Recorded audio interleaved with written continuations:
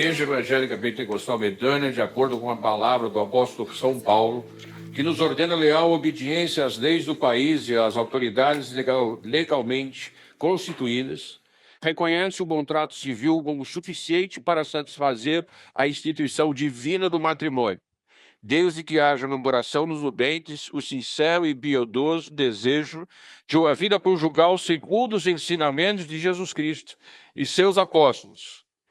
Nenhum ministro pode realizar a solenidade do matrimônio antes de serem satisfeitas estas exigências das leis do país. Os senhores podem se acertar e eu quero convidar os padrinhos para podermos assinar a ata do casamento.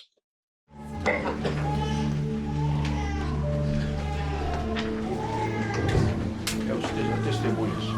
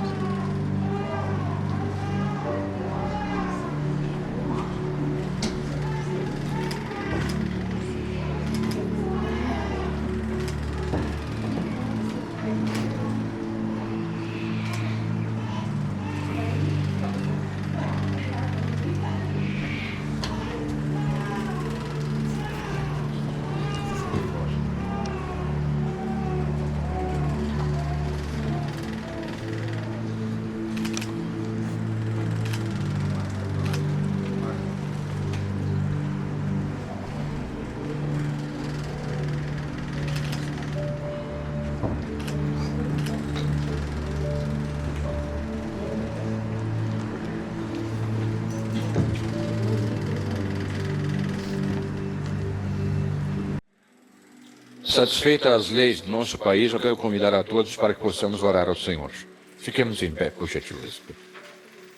Senhor Deus e Pai de nosso Senhor Jesus Cristo, nós nos encontramos hoje nesse local para celebrar diante de Ti este casamento, este encontro de duas vidas, de duas famílias que a partir de hoje se unem para ser uma única. Ó Pai, em Ti nós te pedimos que a Tua graça e a Tua bênção seja sobre todos, em nome do Senhor Jesus. Amém. Amém.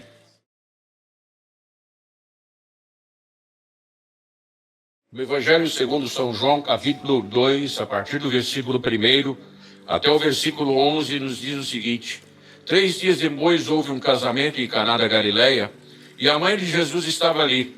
Jesus também foi convidado com os seus discípulos para o casamento. Tendo acabado o vinho, a mãe de Jesus lhe disse: eles não têm mais vinho. Mas Jesus respondeu: por que a senhora está me dizendo isso? Ainda não é chegada a minha hora. Então ele falou aos serventes: façam tudo o que ele disser. Estavam ali 6 potes de pedra, que os judeus usavam para a purificação, e em cada um cabiam cerca de 100 litros. Jesus lhes disse: encham de água esses potes. E eles se encheram totalmente. Então lhes disse: agora tirem um pouco e levem ao responsável da festa. Eles o fizeram. Quando o responsável pela festa provou da água transformada em vinho, ele não sabia de onde tinha vindo, pois, por mais que os serventes que haviam tirado a água soubessem, chamou o noivo e lhes disse: todos costumam servir primeiro o vinho bom, e quando já beberam muito, servem o vinho inferior.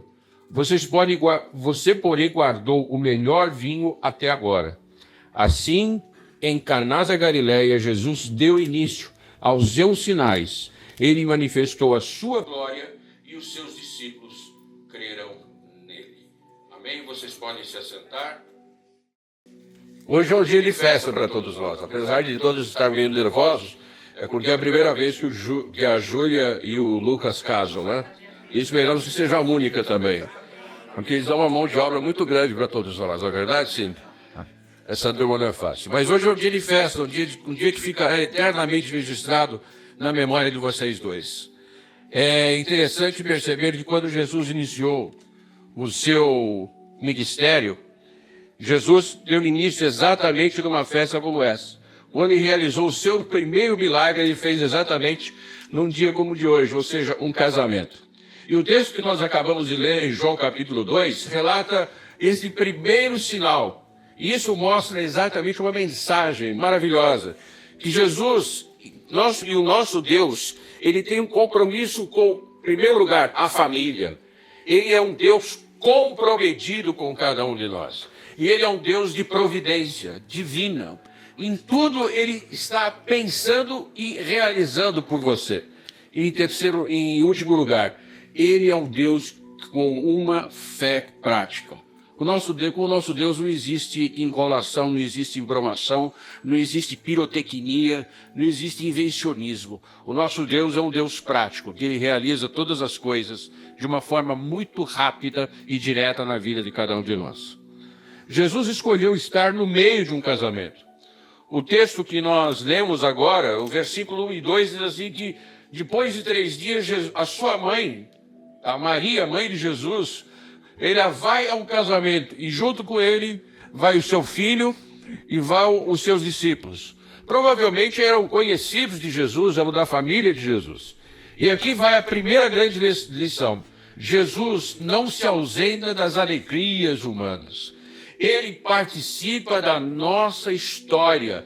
Ele valoriza a família.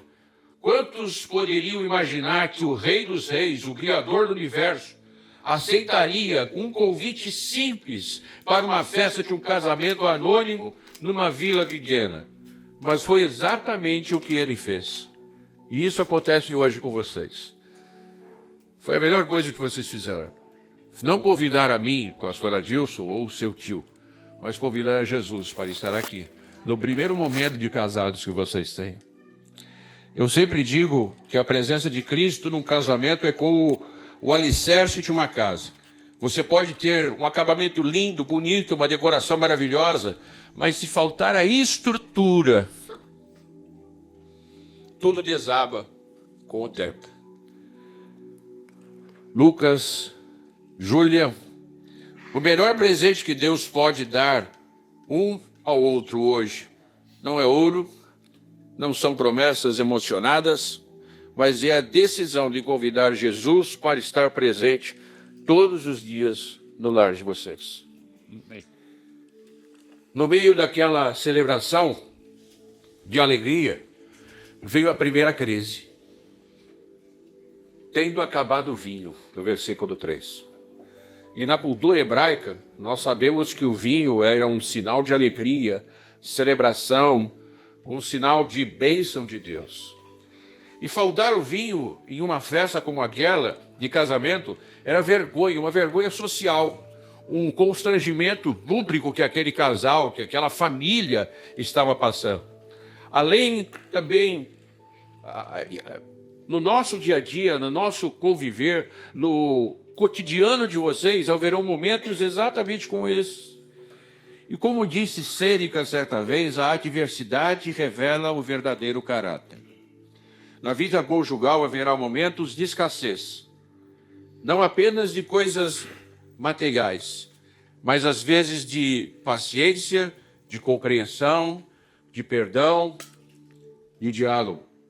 Haverá fases em que o vinho da alegria parece diminuir. E quando isso acontecer, lembre-se, o milagre não é a ausência de problemas. O milagre está na falta de problemas. O milagre é ter Cristo presente quando o vinho acabar. Com ele, a provisão vem no tempo certo. Maria, ela percebe o problema e leva para Jesus. No versículo 3, ela diz assim: a mãe de Jesus disse a ele: não tem mais vinho. Ela não fez nenhum drama, não começou a chorar, se descabelar. Ela não tentou resolver o problema, porque às vezes a gente tem alguma coisa na mão, acontece alguma coisa na nossa vida e nós queremos resolver por nós mesmos. Mas aqui nós aprendemos com Maria que ela não tentou resolver por si. Ela leva esse problema, ela apresenta a sua necessidade ao Senhor. Ela sabia quem era o filho dela, apesar de ele ainda não ter iniciado a sua vida ministerial, ela sabia quem era o seu filho. E aí fica uma aplicação prática para as nossas vidas. No casamento, façam o mesmo.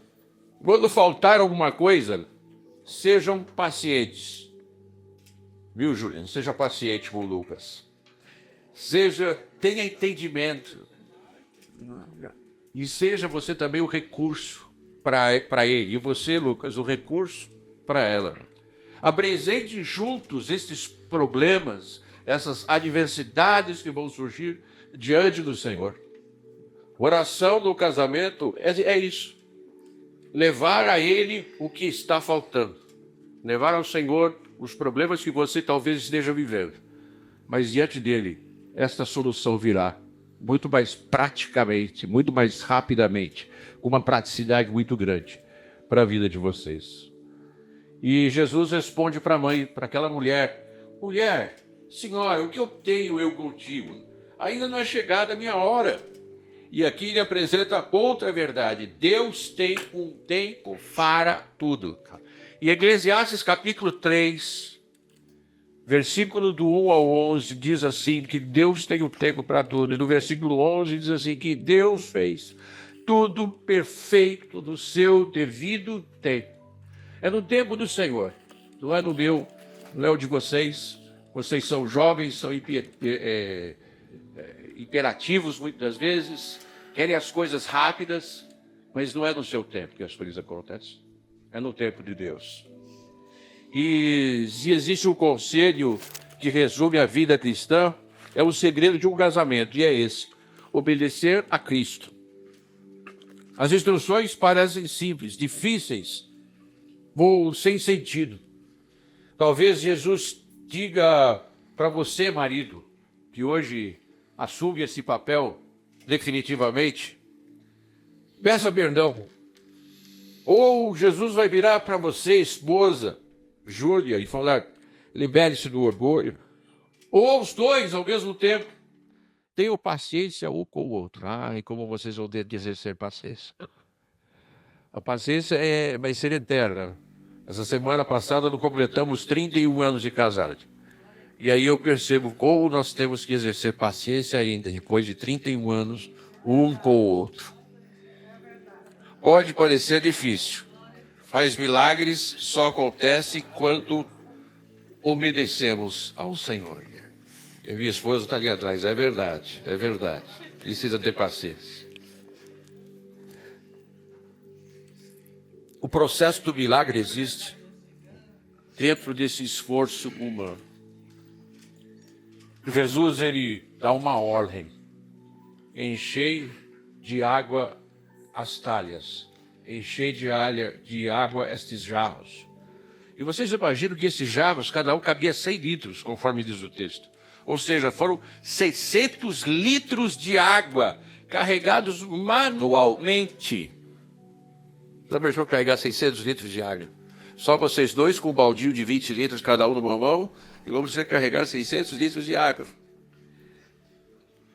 O casamento também há talhas para serem enchidas. Tempo de qualidade que vocês têm que ter um com o outro. Tempo para vocês. Comunicação sincera. Não escondam as coisas uns dos outros. Perdão diário. Afeto e cuidado de um para com o outro. Antes do vinho veio o esforço. Antes da transformação veio o compromisso. A virtude é construída no dia a dia, no esforço constante de fazer o bem, mesmo quando ninguém está olhando. E isso vocês vão ter, a partir de hoje, essa experiência. Pois vocês estão saindo da casa dos seus pais, saindo do local que vocês têm ali um refúgio, um lugar seguro, e estarão sozinhos, dentro do lar de vocês. E isso vocês vão ter que colocar em prática. Jesus, quando ele fez esse milagre, ele não realizou um show. Ele não pediu holofotes, ele não fez espetáculo nenhum. Simplesmente ele disse assim: tira agora e leva ao mestre-sala. Pega esse vinho que está, pega essa água que está aí agora, leva lá para o mestre, para o chefe do cerimonial, para o maître, veja o que ele acha. E o resultado foi surpreendente. Diz aqui nos versículos 9 e 10, tendo o mestre-sala aprovado a água transformada em vinho, disse ao noivo: todos costumam servir um bom vinho, mas tu guardastes até agora esse bom vinho. O que está acontecendo? Lucas e Júlia, que a história de vocês seja assim, que os anos passem e que o melhor vinho venha sempre depois. Que o amor de vocês amadureça, que cada crise seja uma oportunidade de crescimento e que cada dificuldade se transforme em testemunho. Amém? E por fim, o texto termina que com esse deu Jesus princípio aos seus sinais em Caná da Galileia e manifestou a sua glória aos seus discípulos. O milagre teve um propósito: revelar quem Jesus é e fortalecer a fé daqueles que o seguem. Que o casamento de vocês também seja um sinal para essa geração, para os seus amigos, para a sua família, para a família de cada um de vocês, para as pessoas próximas de vocês. Ao olharem para a vida de vocês, outros casais sejam inspirados a crer, a amar, a recomeçar, a perdoar e sonhar de novo. Amém? Amém. Querido Lucas, minha sobrinha Júlia, hoje, agora oficialmente, né? Que Jesus seja convidado todos os dias para vocês. E ele seja convidado todos os dias para fazer parte do lar de vocês. Que o amor, a amizade, a fé sejam ingredientes diários dessa nova história que vocês começam a escrever a partir de hoje. Que vocês encham as talhas, esses jarros da vida de vocês. E que Deus, no tempo certo, transforme esta água em vinho. E que sobre este casamento repouse a bênção de Deus Pai, Filho e Espírito Santo. Amém? Amém. E glória a Deus. Lucas e Júlia. Agora a coisa já foi mais séria para vocês dois. Por favor, perguntai vocês de 5 horas da minha Deus, 5 por lá. Aí dá tempo de comer. Lucas e Júlia, dada a seriedade do ato que estáis praticando, estáis dispostos a assumir todas as obrigações dele decorrentes? Sim, com a ajuda de Deus. Sim, com a ajuda de Deus. Amém. Lucas, você quer receber Júlia por sua esposa, viver juntos, segundo os mandamentos de Deus, no santo estado do matrimônio?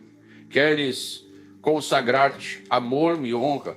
Queres consolá-la e conservá-la, tanto na enfermidade como na saúde, e guardar-te somente para ela enquanto ambos viver? Com certeza.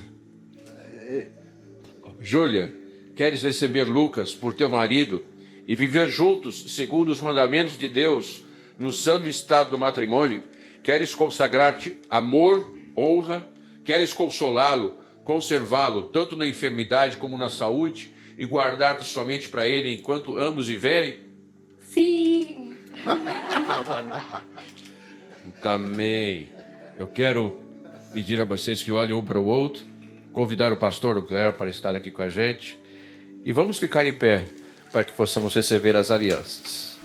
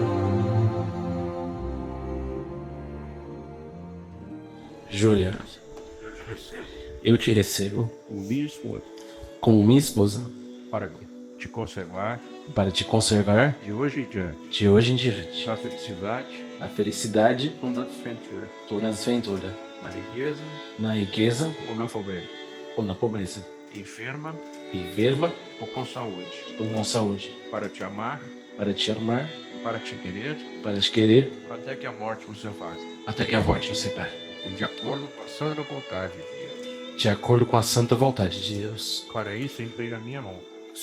Para isso empenho minha alma. Júlia, Júlia, aonde você for, aonde você for, eu irei. eu irei. E onde morar, E aonde morar, e eu também morarei. eu também morarei. O seu povo será o meu povo, O seu povo será o meu povo, e o seu Deus será o meu Deus. e o seu Deus será o meu Deus. Com este anel, Com este anel, eu selo a minha união contigo. eu selo minha união contigo. Em nome do Pai, Em nome do Pai, do Filho do Filho e do Espírito Santo. e do Espírito Santo. Amém.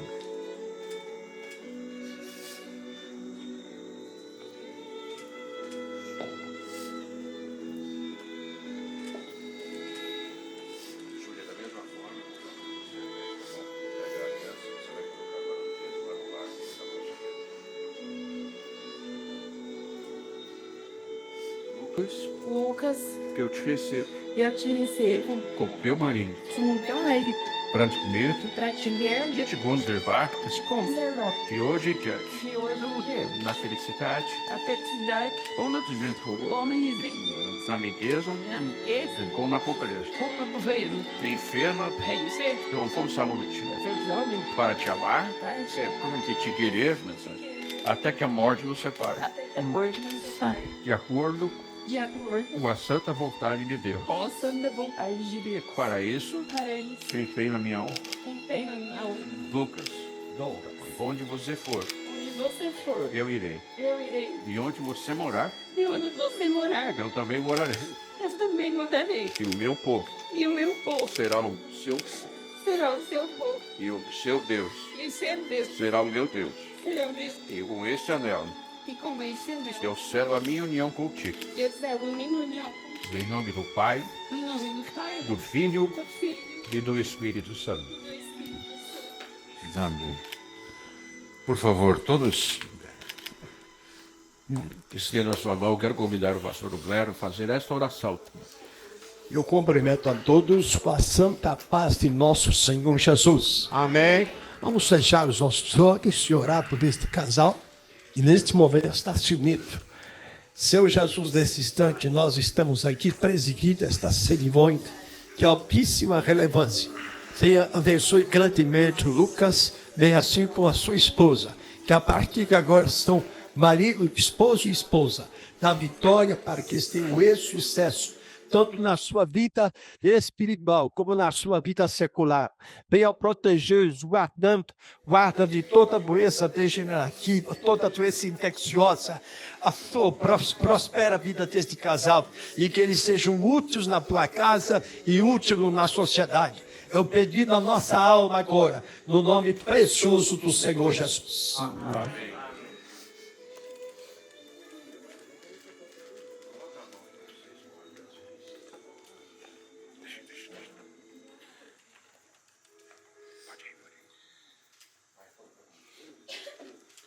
Senhor Jesus, mais uma vez, nós apresentamos este casal que fez votos de fidelidade e que ouviu a tua santa e bendita palavra. Venha protegê-los e guarda no temor da tua palavra. E que este casal seja um instrumento nas tuas mãos. É o pedido da nossa alma, em nome do Senhor Jesus. Aqueles que são unidos por Deus, ninguém os separe. Visto que Lucas e Júlia consentiram ambos no santo matrimônio e testificaram na presença de Deus e dessas testemunhas, e para este fim deram e empenharam sua fé e palavra um ao outro, pela união das mãos, eu os declaro marido e mulher, casados em nome do Pai, do Filho e do Espírito Santo. Amém? Amém. Lucas.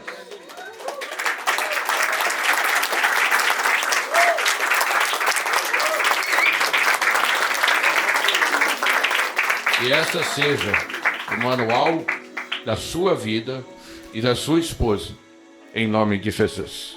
Amém? Agora você ir lá para lá. E eu quero, neste momento, apresentar a todos esta noite uma nova família que se forma nessa noite. O senhor e senhora Lucas e Júlia de Oliveira. Vamos só,